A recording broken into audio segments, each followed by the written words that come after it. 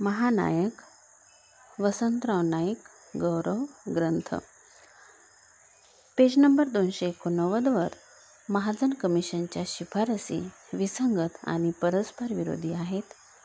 हे मत आहेत वसंतराव नाईक यांचे. याच त्यांच्या भाषणाचा पुढचा भाग आज आपण पाहत आहोत. पेज नंबर 293 वर. पंतप्रधानांची भेट. आम्ही विरोधी पक्षांच्या नेत्यांना घेऊन पंतप्रधानांकडे गेलो. त्यांनी या प्रश्नांचे महत्त्व पटवून दिले. या प्रश्नांचे महत्त्व केवळ महाराष्ट्राच्या दृष्टीने मानू नका, लोकशाहीच्या दृष्टीने ही मागणी आहे. ही गोष्ट पंतप्रधानांना पटवून देण्यात आली.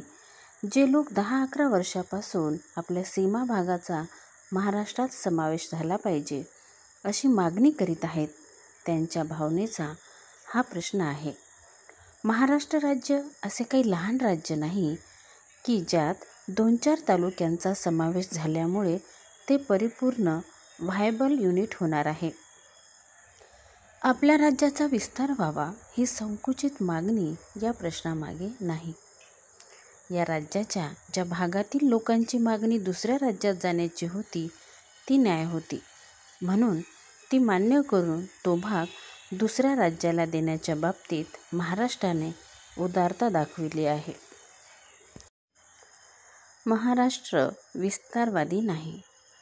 महाराष्ट्र विस्तारवादी प्रवृत्तीचा आहे.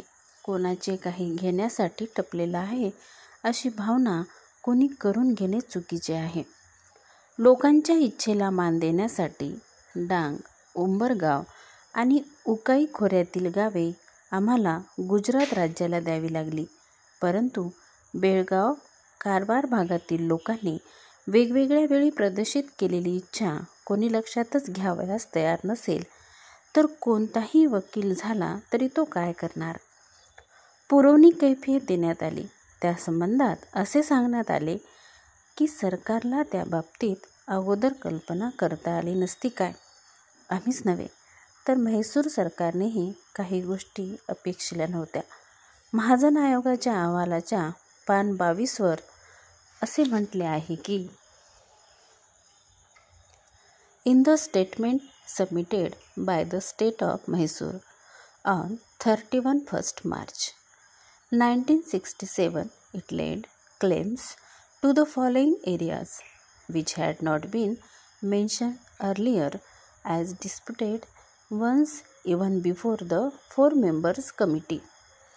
First, the town of Solapur. Second, the whole of Taluka of Jat. Third, the whole of the Taluka of South Solapur and the Taluka of Chandgarh in the district of Kolhapur. सरकार दोषी नाही. तेव्हा राज्य सरकारने पुरवणी कैफियत दिल्याबद्दल आपण सरकारला दोष देऊ शकणार नाही. 4 सदस्य समितीसमोर ज्या गोष्टी मांडलेल्या नव्हत्या त्या या आयोगासमोर मांडाव्या लागल्या. सन्माननीय सभासद श्री म्हाळगी यांनी सांगितले की जी गावे म्हैसूर राज्याला देण्याचे या सरकारने कबूल केले ते आम्हाला मंजूर नाही, परंतु त्यांनीही या गोष्टीला मान्यता दिली आहे. 1960 मध्ये श्री म्हाळगी विधानसभेचे सदस्य होते. 1957 मध्ये मुंबई राज्याची जी कैफियत देण्यात आली होती त्याला या सभागृहाने 11 मार्च 1960 रोजी मंजूर केलेल्या ठरावास मान्यता दिली होती. एकमताने ही मान्यता देण्यात आली होती. माननीय सभासद श्री म्हाळगी यांनीही त्याला मान्यता दिली होती. हे एक हिस्टॉरिक डॉक्युमेंट ठरण्याजोगे आहे अशा शब्दात त्या ठरावाचे म्हाळगी यांनी स्वागत केले होते. तेव्हा त्या ठरावात आता आपल्याला बदल करता येणार नाही. भाषिक राज्य रचनेवर विश्वास नसणारे महाजन. सन्माननीय सभासद श्री हशू अडवाणी यांनी सांगितले की श्री महाजन हे भाषिक राज्यरचनेवर विश्वास नसणारे असे गृहस्थ आहेत. हे माहीत असताना सरकारने महाजन आयोगाच्या नियुक्तीस मान्यता द्यावयास नको होती. या आयोगाचा अहवाल आपल्यावर बंधनकारक राहील असे मी म्हटले असल्याचेही त्यांनी सांगितले. मी असे म्हटलेले नाही हे मी या ठिकाणी स्पष्ट करू इच्छितो.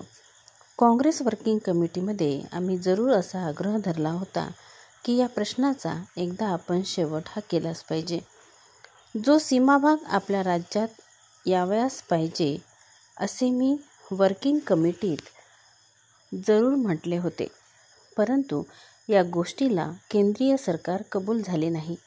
त्यांना असे दिसून आले की काँग्रेस वर्किंग कमिटीचा ठराव मंजूर करता येणार नाही. या प्रश्नाच्या बाबतीत अखेरचा अधिकार लोकसभेचा आहे.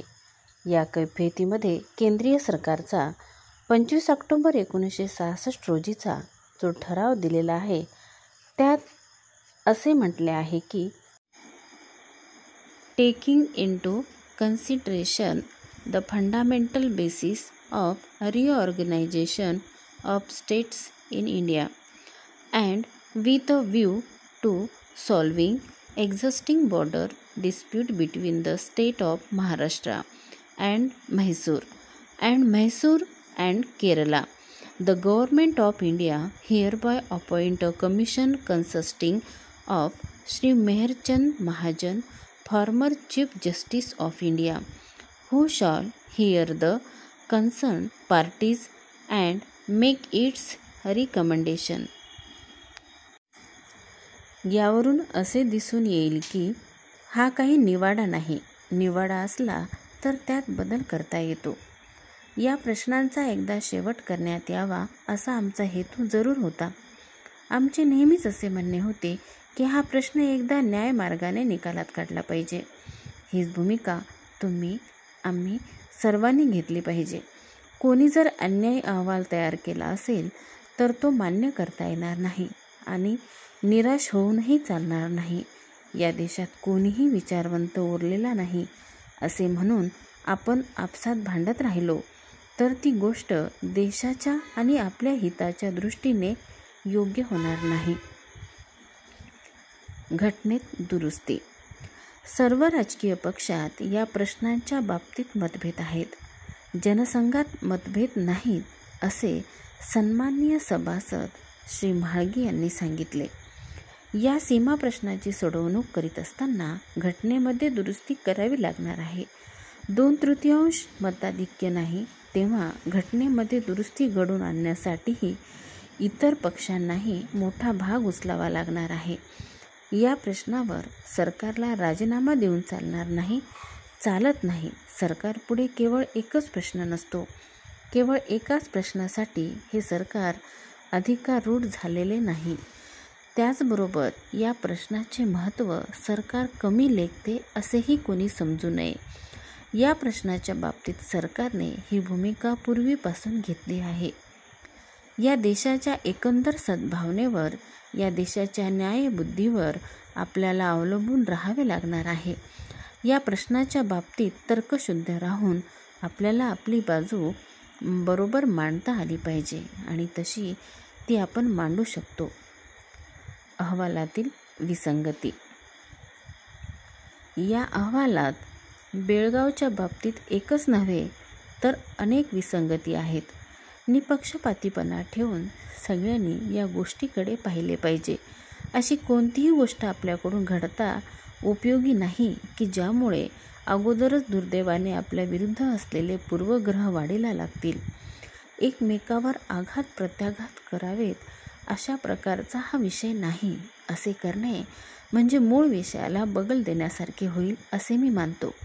एवढेच नव्हे तर त्यांच्याही पुढे जाऊन मी म्हणेन की त्याचे राजकीय भांडवल कोणीही करू नये. जेथे जे उपस्थित आहेत त्यांनी आणि जे उपस्थित नाहीत त्या सन्माननीय सभासदांनी हा प्रश्न इतका संकुचित बनवू नये. हा प्रश्न कोणत्याही एका प्रश्नाचा नाही, तो पक्षातीत राहावा असे म्हाळगींनी सांगितले. त्या विचारांशी मी 100% सहमत आहे. हा प्रश्न आपण कधीही पक्षीय असा मानलेला नाही. जे ठराव आपण केले ते सर्व आपण एकमतानेच केले आहेत.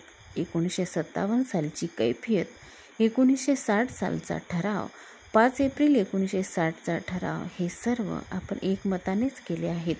या ठिकाणी आपण सर्वांनी एक गोष्ट लक्षात ठेवली पाहिजे की मद्रास आणि आंध्र यांच्यामध्ये असलेला खेड्यांचा प्रश्न दोघांच्याही सहकार्याने संमतीने सुटला असला तरी एवढी एक बाब सोडून दिली तर असे प्रश्न देशामध्ये कोठेही एकमताने एकमेकांच्या संमतीने सुटलेले नाहीत.